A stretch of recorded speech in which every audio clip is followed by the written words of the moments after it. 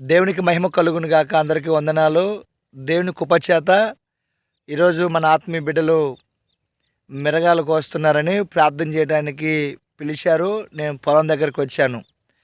దేవుని ఏర్పాట్లో ఉన్న బిడ్డలు కాబట్టి వారు ఆనాడు ఇస్సాకు పంటేసినప్పుడు నూరంతల పంట వచ్చినట్టు మన బిడ్డలు చేస్తున్న ఎగసాయాన్ని దేవుడు ఘనంగా దీవించాడని నేను నమ్ముతున్నాను.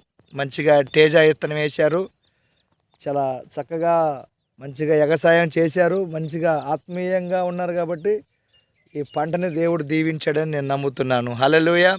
మరి వీళ్ళు మిరగాలు కోయటానికి సిద్ధపడి ఉన్నారు. చిన్న ప్రార్థన చేసుకొని మనం మిరగాలు కోద్దామండి. పరిశుద్ధుడా, వందనాలు. కృపలో జ్ఞాపకం చేసుకోండి.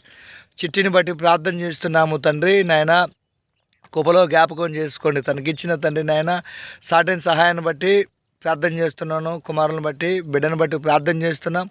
వాళ్ళు చేస్తున్న ఎగసాయాన్ని ప్రభావ మీరు దీవించినందుకు వందనాలు చెల్లిస్తున్నాం. తండ్రి యొక్కయు కుమారుని యొక్కయు పరిశుద్ధాత్మ నామంలో మొక్కేసి ఉండగా మంచిగా పంటను దీవించారు. ఈరోజు మిరగాలు కోస్తుండగా చేస్తున్న పని వారిని కూడా దీవించండి. మీ నామానికి మహిమ తెచ్చుకోండి. మిరగాలు కోసిన తర్వాత మళ్ళీ కొమ్మబెట్టి మంచి పంట వచ్చినట్టు నీ కృప దయచేయమని యేసునామములో ప్రార్థన చేస్తున్నాను తండ్రి. ఆమెన్. అందరికీ వందనాలు. ప్రభు మిమ్మల్ని అందరూ దీవించును గాక. ఆమెన్.